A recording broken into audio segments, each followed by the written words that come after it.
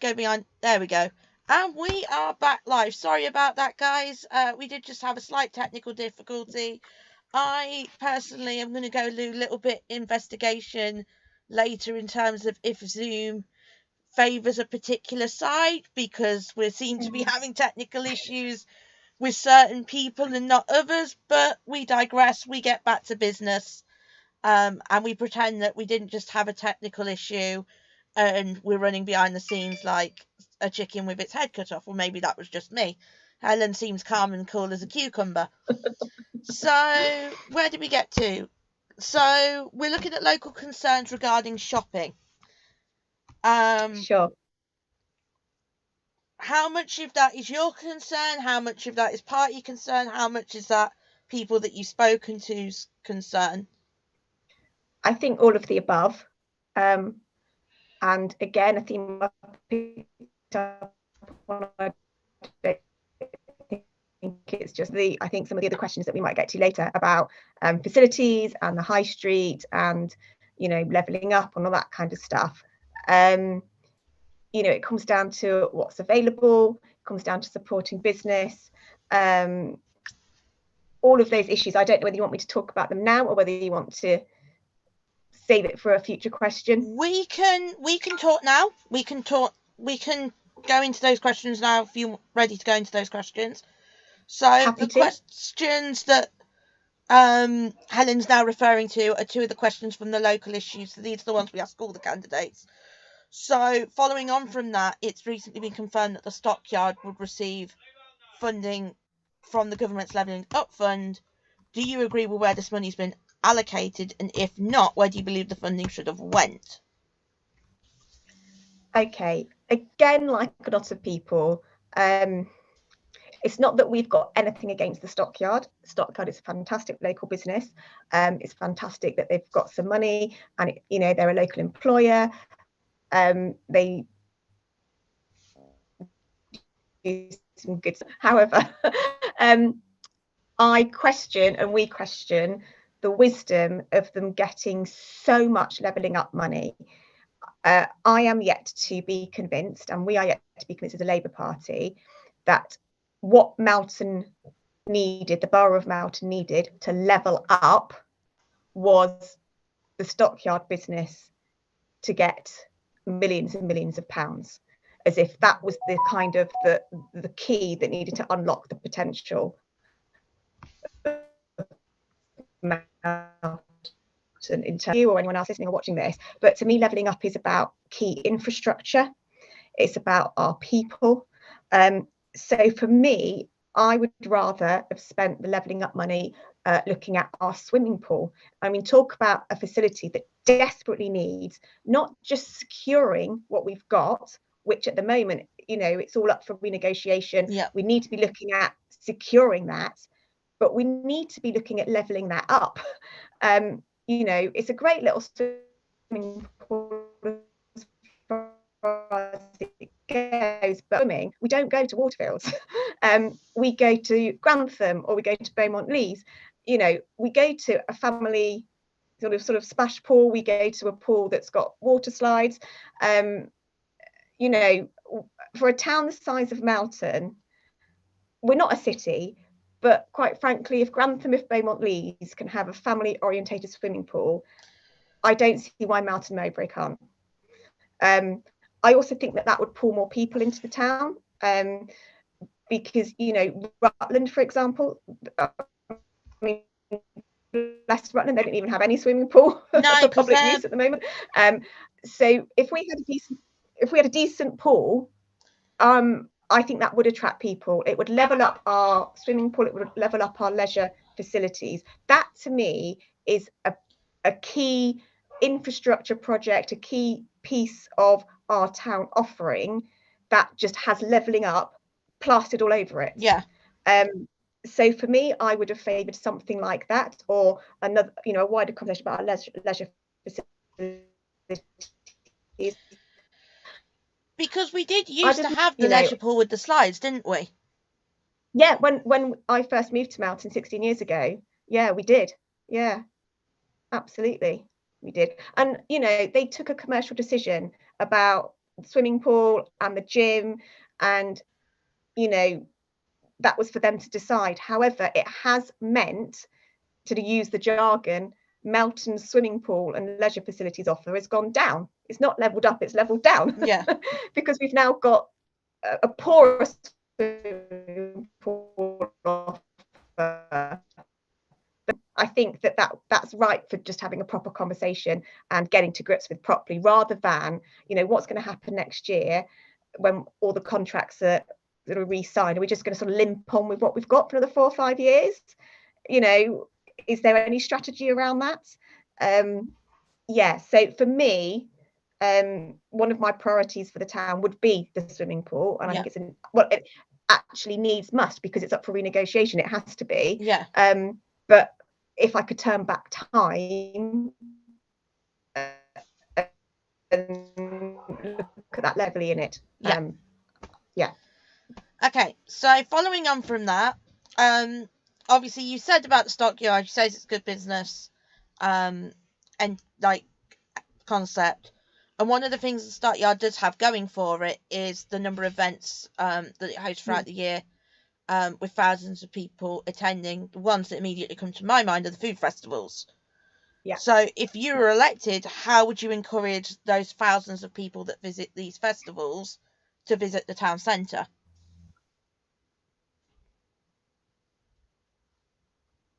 Yeah, is again to do is criticise the stockyard and the events that happen there. They're objectively fantastic events, right? Okay.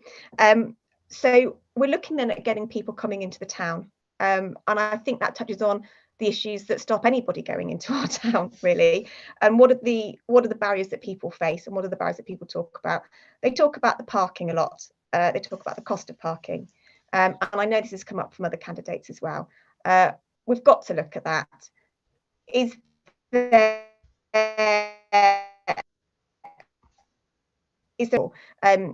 a conversation to be had around you pay for your parking, but you can go and get it refunded if you go into one of the shops? We've got to be more creative around parking. When we think about specifically the events at the stockyard, and specifically trying to capture that market of people that are already sort of here on the edge, there's got to be greater cooperation, I think, between stockyard, the bid, and the Melton Town Estate.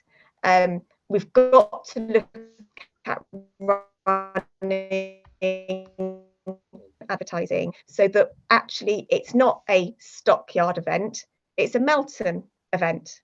And actually, let's have some joint initiative. Let's have some joined up thinking about the events that are being put on that day.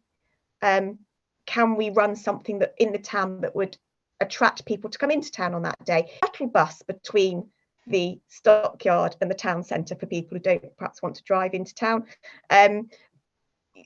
Let's think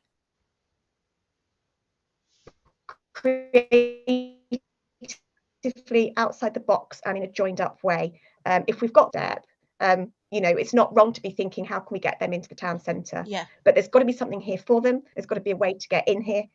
It's got to be attractive for them, and it's got to be. You don't get there without talking with all the stakeholders. Yeah. That's got to be something that we do moving forward. And that's something I'm working on.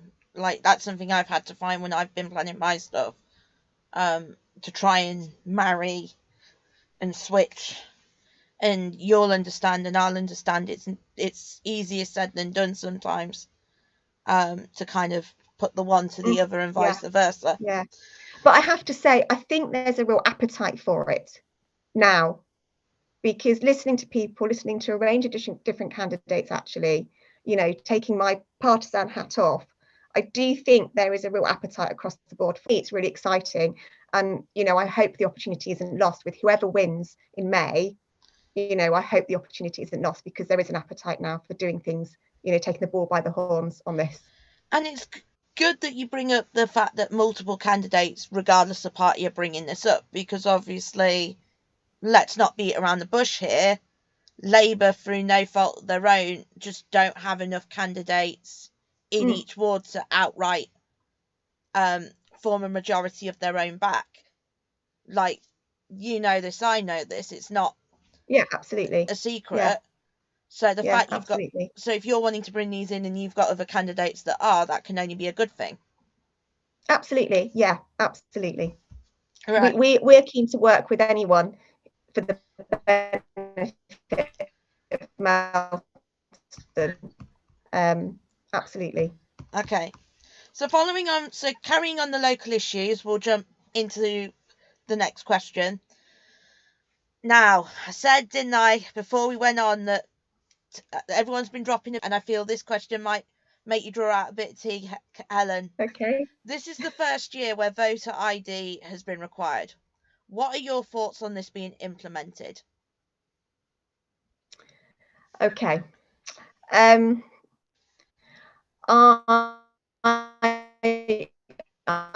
have many thoughts. It's disproportionate to the issue. It's a waste of money.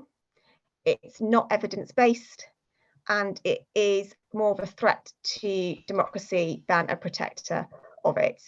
I think my colleague Sarah Cox was interviewed, was it last week? Yeah. And she's great with facts and figures, Sarah. She's very diligent on that. So good so I'd that encourage multiple candidates have quoted her following on from absolutely, the Q&A absolutely. as well.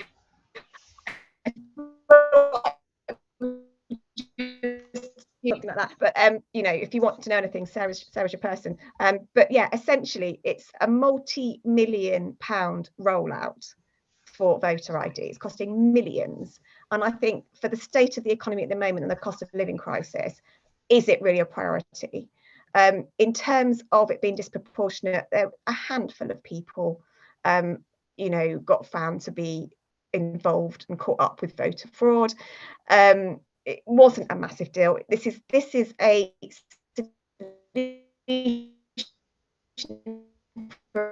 problem. Someone like me would say it's a typical Troy distraction for headlines, but let's not get too partisan for local issues. But yeah, you know, it's also, I think, when I say it's more of a threat to democracy, it locks people out. It puts an unnecessary hurdle in place for particularly young people to vote. You know, I mean, if you've not got a passport or a driving license, you've then got to jump through an extra hoop to actually apply for voter ID.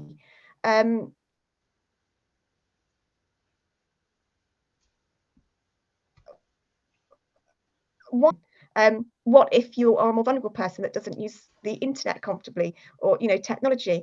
All these things. I think why are we putting hurdles in the way? We want actually at a time like this when nationally politics is in a bit of a mess, you know, it's filtering down to local politics. What our country needs is greater voter engagement. We don't want to do anything to threaten voter engagement. And what is the biggest threat to voter engagement? In the sense that you know, it doesn't matter. Yeah, apathy. Is going to change. Let's focus on that. Let's focus on policies and actual levelling up. Let's, you know, put our money, our resources, our time into changing people's lives, not putting a bit of admin in front of them that stops them from voting. It's absolutely bonkers. And like I say, I think it's just a typical Tory distraction technique. Right. Let's go to our next local issue question. Melton has multiple universities and high quality colleges in the area. We've got 5 universities on the doorstep. We've got SMB, MV within the town, and then other colleges such as Loughborough, Confetti, etc.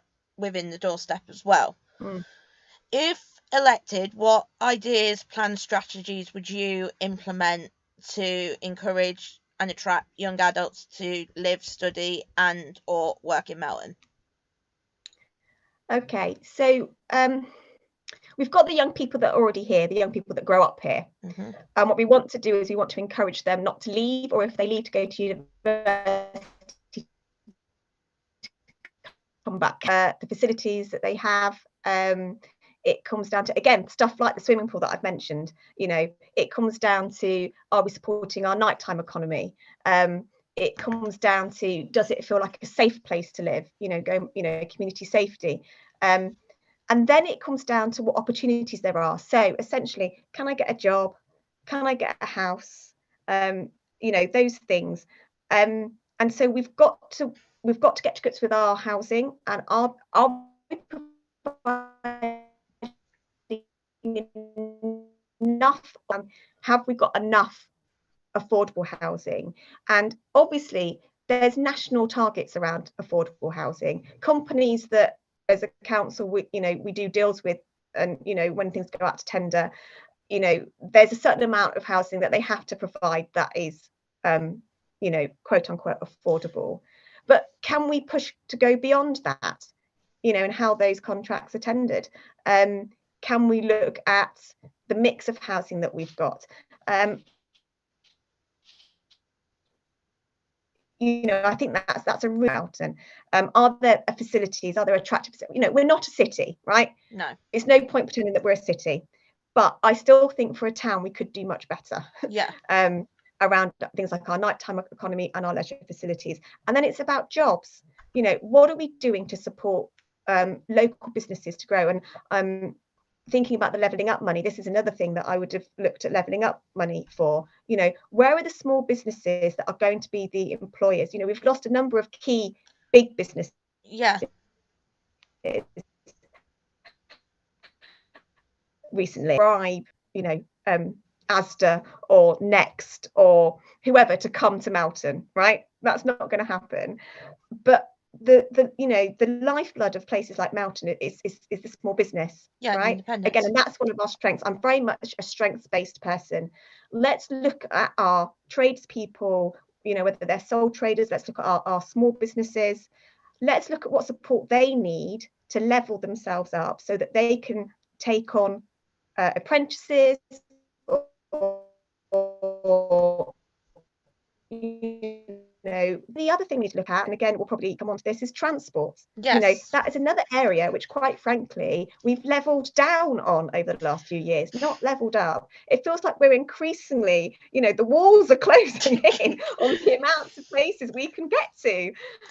It's absolutely bonkers. I know people that live in Melton that work in Nottingham. I know one person that used to go to work on the bus to Nottingham. Yeah. You can't do that anymore. No. It's absolutely bonkers.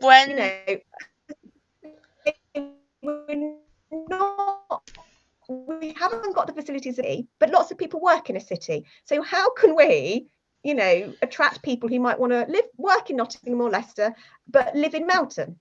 Because now, as somebody who used to work in a school in Nottingham, it's 2 trains, train to Leicester, and then change at Leicester to go to Nottingham. And the train from Melton to Leicester runs every hour. So if you've missed the one, you're stuck waiting at a station for that hour as well, which obviously is very inconvenient. And actually, since we're jumping on the transport train, chug chug, what I'll do is I'll ask the local issues question about what strategies if you were elected, you would look to put in place to help with the public transport issue. And then we will jump on a question that Anna Howard has put in the comments as well. Okay, sounds good.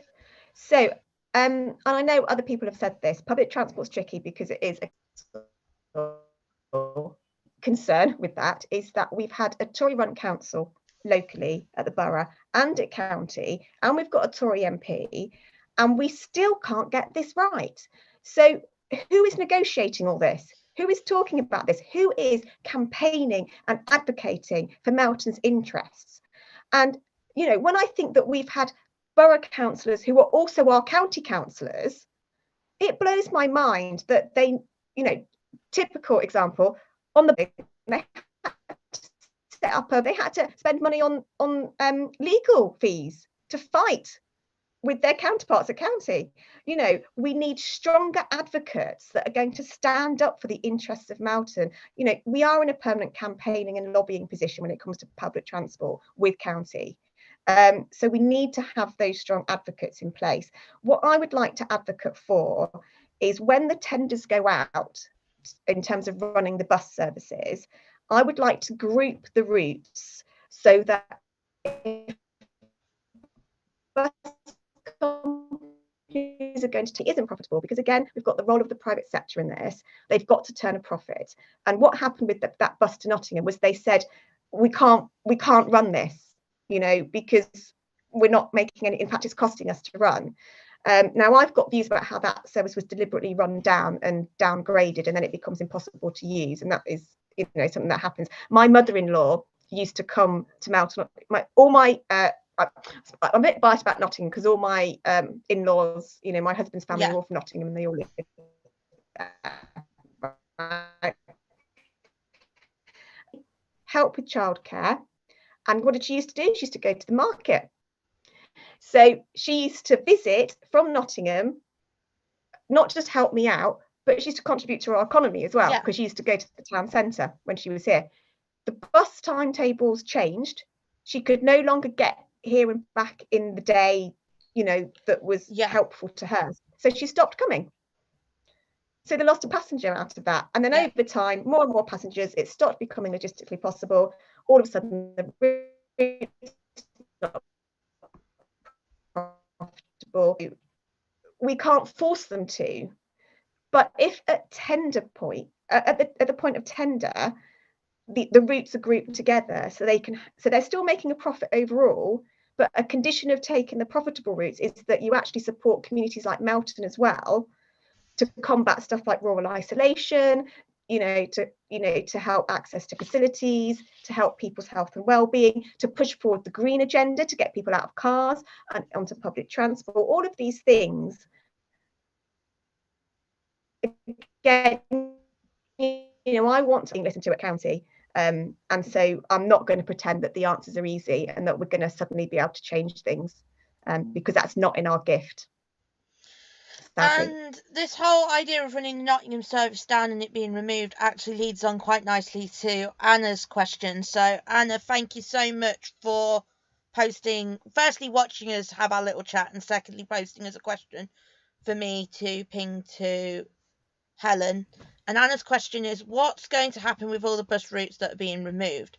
I hear that Loughborough bus is finishing, and how can youngsters expect to get to Loughborough College apart from the 2 trains? Well, good question, Anna. And the answer is, I don't know. And that's that exemplifies what the problem is. It feels like we are getting fewer and fewer options, and like I said, the walls feel like they're closing in. And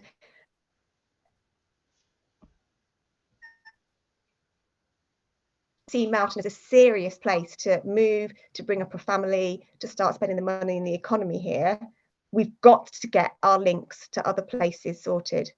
Otherwise, it will just become a ghost town. And that's the last thing any of us want. And I think that's the last thing. And on the point of young people, I come back to the fact that I mentioned earlier. I think that was in the section. Was that the one that got cut off? I think earlier. But I was talking about benefit when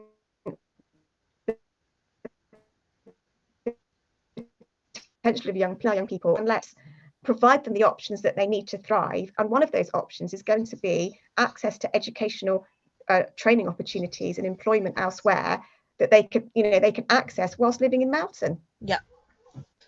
Right, so thank you for your question, Anna. We're now going to go to a question that Glyn submitted prior to the Q&A. So thank you so much, Glyn, for giving us your question. Well, I say question, he says it's a couple of questions. So okay. A couple of questions for each candidate are regarding the proposal to convert 60% of Melton Borough Council's offices accommodation at Parkside into a hotel. Putting local politics to one side, what are your personal views on that proposal? Okay, this feels to me a little bit like we spoke about the sort of merger that didn't happen earlier. It feels a bit like that. Just questions like where did that come from? How did that come about? It feels like the decision was taken before the due diligence in terms of return on investment. I mean, it's not uncommon for councils to take out loans to invest in capital projects you know, if there's going to be a return on investment. And obviously, if they convert that and lease it out to Travelodge, there's going to be a return on that. They're going to have a lease from that. Okay, so I'm not going to knock a council for trying to think creatively about how it can increase its revenue in a cost of living crisis when they're being squeezed and they need to be able to do more for less, you know, all the rest of it. Again, I'm yet to be convinced that the primary piece of infrastructure that needs to be unlocked for Melton to fulfil its potential, Melton would be fine. It would thrive if only we had a Travelodge opposite the Harbour Hotel. Yes. That's the thing. It just blows my mind. It just blows my mind that is being thought about. Ability here. I've got a soft spot for Harbour Hotel. Yeah. Simon at the Harbour Who doesn't have a soft spot for Harbour? The guys there are lovely. Well, I'd say Simon came to our rescue last year. We had a flood at our house last year. Sounds more dramatic than it was, but the insurance company had to put us up last minute for 3 weeks while our house was dried out, and so I had to move into a hotel with 4 kids. It was not my most favourite bit of the year, but the Harbour Hotel were brilliant. And let me say, we had no issue getting hotel rooms at short notice in Melton. Chose to go to the Harbour. I just don't get it now. For me, if there's unused space there, I think we need to think more strategically about what Melton needs. I think it needs to be a need-driven response to unused space. Yeah. So what is it that Melton needs? We've got 8. I think the figure I saw was 800 homeless people across the borough of Melton. Which is a sad enough figure in itself, because it's close to 1 in 50 if you're going 50,000 borough This size. is across the whole borough. So now, if you want, I can go away and check on that. But I believe that's the data point that I read was 800. And that includes like the sofa surfers and things, because obviously we don't see a lot of homelessness on our streets. No. Like a city centre does. But we've got people that are without a home. Now, if a building can be sort of converted, or what about converting that into some affordable little starter bed sits for young people, or can we use that in terms of our housing stock? If it's the case that the council need to optimise sort of revenue streams, then we need to think about, are there other commercial interests that could go in there? And I'm convinced that if they needed to go down the commercial interest route, there are better things than a Travelodge.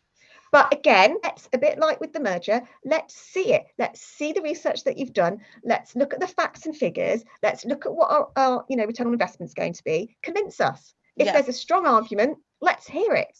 And that's, that not only is it the policy in itself I've got questions about, it's the way that the decision was arrived at that I've got questions about. Right. Well answered. Thank you for going into so much detail about it. So, last but no means least, unless anybody else submits a question to us, in your opinion, outside of the topics that we've already discussed, what should be a priority for Melton Borough Council over the next 4 years? I've already spoken a lot about the swimming pool, and I think that's going to have to be, because obviously the contract's up for renegotiation, but I think that needs to be a priority, absolutely. I think we need to tackle the imbalance between the high stockyard. I'm actually quite hopeful that that's quite an easy focus to convince whoever's elected to have. I would like to think that anyway. I'm trying to, suspend any cynicism here and, think about strengths-based approaches and thinking the best of people. I think that needs to be a priority, and I think it will be. I hope it will be. And then we have to do, as someone who's worked with young people and in family support, I've got a big passion for disenfranchised young people. We have youth council, for example, as the solution. Now, I'm not knocking the youth council. My oldest son is part of the youth council and thoroughly enjoys it. But with the best will in the world, my son is not disenfranchised. My son is not vulnerable. There are swathes and swathes of young people that will not access, for a variety of reasons, organised activities. There are barriers in place for that, whether it's financial, whether it's challenges in the home, maybe they've got full-time caring responsibilities, maybe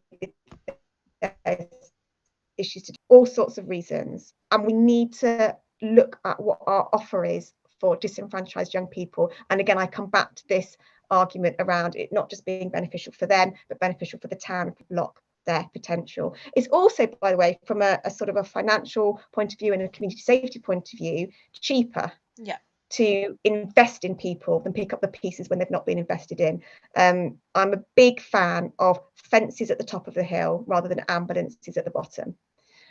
Because what's the old saying? Prevention's better than cure. Are cheaper, easier to maintain. Exactly, but offences are cheaper to maintain, cheaper to put in place, more dignified for everybody involved. Let's not wait till people fall down a hill, and because I've got a background in early intervention, and I think early intervention is the key. And when it comes to disenfranchised young people, disenfranchised families, even disenfranchised adults, you know, fences at the top of the hill, not ambulances at the bottom. And for me, with my background, I think I'm really passionate to drive that agenda forward.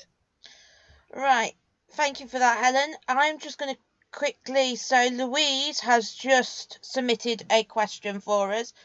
Thank you so much, Louise, for this question. She says, do you think Melton should become a 15-minute city? Okay. There's been a lot of disinformation about 15-minute cities, I have to say. It's a really interesting piece of legislation, and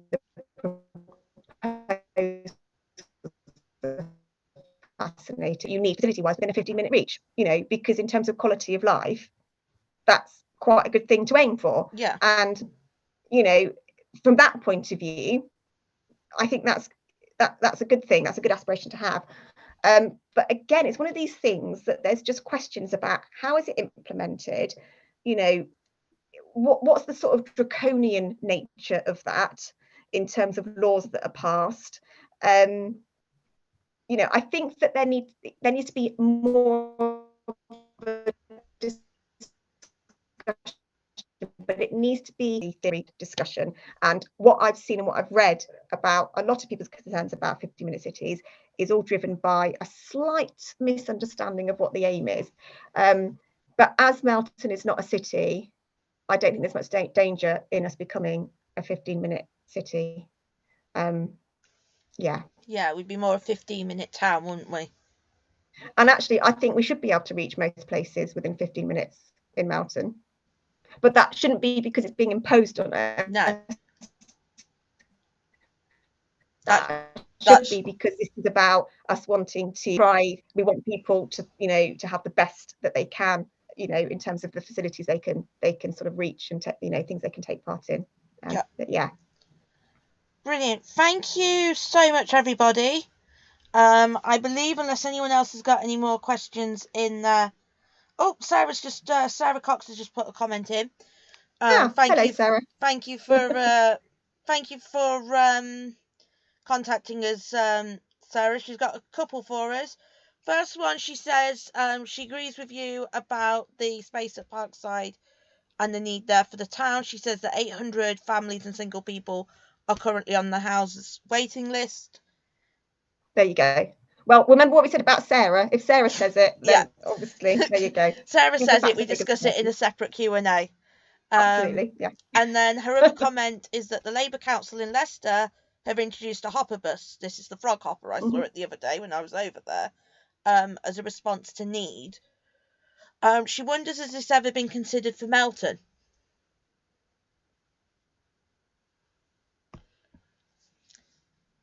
She knows as much as I do on that. I mentioned that having some sort of hopper bus between the stockyard and the town on special events might be a good thing to explore, and that might be a good way to test the need and test the appetite for it. Yeah. Maybe. Yeah. One thing I would really like to look at, and it's less you, Helen, more people that are kind of in the comments. I would quite like, in regards to Sarah's question,